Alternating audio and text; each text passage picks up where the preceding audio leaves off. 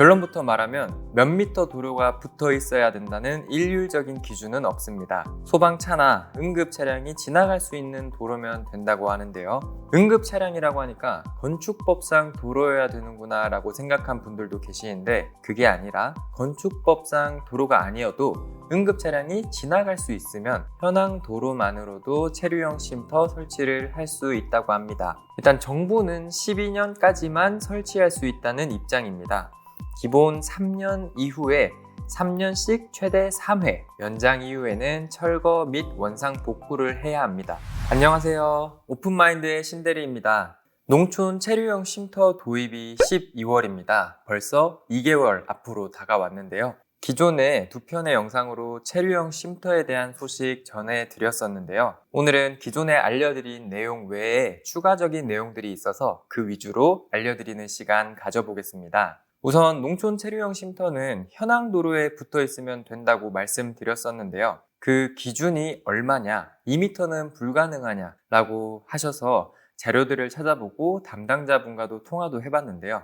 결론부터 말하면 몇 미터 도로가 붙어 있어야 된다는 일률적인 기준은 없습니다. 소방차나 응급 차량이 지나갈 수 있는 도로면 된다고 하는데요. 응급 차량이라고 하니까 건축법상 도로여야 되는구나 라고 생각한 분들도 계시는데, 그게 아니라 건축법상 도로가 아니어도 응급 차량이 지나갈 수 있으면 현황 도로만으로도 체류형 쉼터 설치를 할 수 있다고 합니다. 농림축산식품부가 하나하나 찾아가서 현황 도로다 아니다 확인할 수 없겠죠. 각 지자체의 담당자들의 역할로 내려가는 거고요. 건축법상 도로여야 된다는 기준은 없습니다. 도로 관련해서 세부 판단 기준은 검토 중에 있다고 하는데요. 현황 도로도 괜찮으니까 도로에 너무 얽매이지 않아도 차 다닐 수 있는 도로가 있다면 웬만하면 다 괜찮을 것 같다는 생각이 듭니다. 개발 제한 구역에서는 설치가 제한됩니다. 개발 제한 구역법상 개발 제한 구역 내 설치가 허용된 시설이 아닙니다. 그리고 면 이하의 지역에서만 가능한 것이 아니라 동해에 있는 농지에도 체류형 쉼터가 가능합니다. 다음으로 숙박업으로 활용할 수 없습니다. 주말에 내가 아니라 에어비앤비 같은 숙박업으로 등록할 수 있는지에 대한 질문에 대해서는 숙박은 가능하지만 숙박업으로 활용하면 처벌을 받을 수 있습니다. 개인이 영농 체험 등을 목적으로 설치할 때만 농촌 체류형 쉼터를 허가하기 때문에 개인이 반드시 영농을 해야 하고 숙박업으로 활용은 불가능하다는 점 알려드립니다. 한 세대당 한 채만 설치할 수 있습니다. 예를 들어서 남편과 아내가 각각 농지를 여러 필지 소유하고 있더라도 농촌 체류형 쉼터는 한 세대, 그러니까 남편과 아내는 한 세대죠. 농지가 여러 필지가 있더라도 한 개만 설치할 수 있습니다. 다음으로 사용기간은 진짜 12년이 최대인지에 대한 질문입니다. 이 부분은 12년이 맞습니다. 일단 정부는 12년까지만 설치할 수 있다는 입장입니다.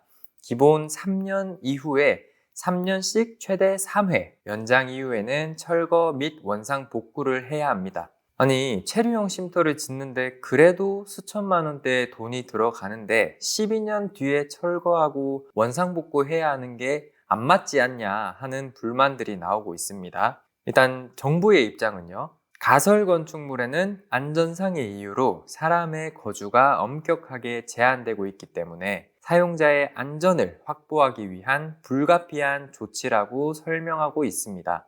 이 부분이 가장 크게 논란이 되고 있는 내용 중에 하나인데요. 그래서 정부에서 추가적으로 논의를 해본다고 합니다. 12월 전에 또 어떤 발표가 나올 것 같습니다. 정확한 지침이 나오면 다시 내용 전달 드릴 수 있도록 하겠습니다. 그리고 허가를 받아야 하는지에 대한 문의도 꽤 많았습니다. 농지에 주택을 지으면 농지 전용 허가를 받아야 하는데요. 농촌 체류형 쉼터는 주택이 아니기 때문에 농지 전용 허가를 받지 않아도 괜찮습니다. 주택이 아니기 때문에 양도소득세, 종합부동산세 제외되고요. 취득세 10만 원과 재산세 연 1만 원만 내면 됩니다. 그리고 신청은 어떻게 합니까? 라는 질문에 대해서는 먼저 정부가 12월 시행에 앞서 농지법상 농촌 체류형 쉼터 설치 및 이용계획 신고서 서식을 새롭게 신설합니다. 이 신고서를 작성해서 지자체에 제출하고요. 신고서와 함께 폐수 배출, 토사 유출, 악취 발생, 화재 등 방지 방안이 담긴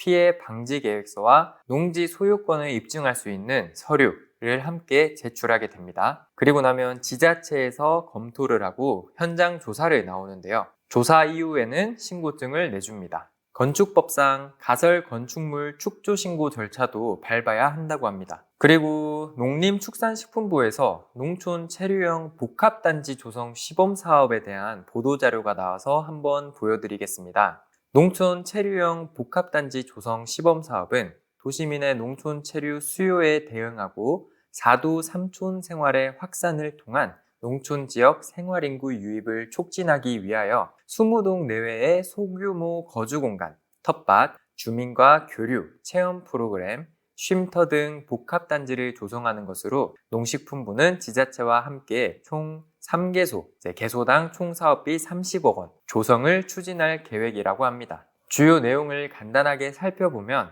농어촌 지역 139개 시, 군을 대상으로 3개의 지역을 선정해서 한 곳당 30억, 총 90억을 투자해서 농촌 체류형 복합단지 조성 시범 사업이 추진됩니다. 부지는 주택 간 사생활 보호가 가능하고 주거시설 및 개별, 공동 텃밭, 교류, 체험 공간 등 6,600제곱미터, 약 2,000평 내외 부지로 마을 인근 폐교 등을 활용하고 마을 만들기 사업, 농촌 체험 휴양마을 연계로 부지 조성을 한다고 합니다. 그래서 사진에서 보이는 것처럼 마을 인근에서 각자 텃밭과 소규모 거주 공간을 조성하면서 공동으로 사용할 수 있는 체육시설, 체험시설, 공동 창고, 공동 텃밭, 커뮤니티 센터 등으로 농촌 체류형 복합단지를 계획 중에 있다는 내용도 참고로 전해드립니다. 농촌 체류형 쉼터를 지을 수 있는 1000제곱미터 이하의 토지를 구하는 분들의 문의가 꽤 많이 있습니다. 서울뿐이라면 살고 있는 지역의 근교, 경기도권에서 주말에 왔다 갔다 하면서 자연도 보고 고기도 구워 먹고 힐링할 수 있는 아지트를 만들고 싶어 하는 분들이 많은 거죠. 큰 금액을 들이지 않고도 나만의 전원 생활을 즐길 수 있다는 것이 굉장히 큰 장점이고 수도권 근교의 농지들에 대한 수요는 점점 더 커질 것으로 기대가 됩니다. 수도권에 2,600만 명이 거주하고 있는데 체류형 쉼터를 할 수 있는 농지는 한정되어 있기 때문에 관심 있는 분들은 지금부터 찾아보시면 좋을 것 같습니다. 체류형 쉼터로 농촌이 더 활력 있게 만들어지기를 바라면서 오늘 영상은 마무리하겠습니다. 저는 오픈마인드의 신대리였습니다. 감사합니다.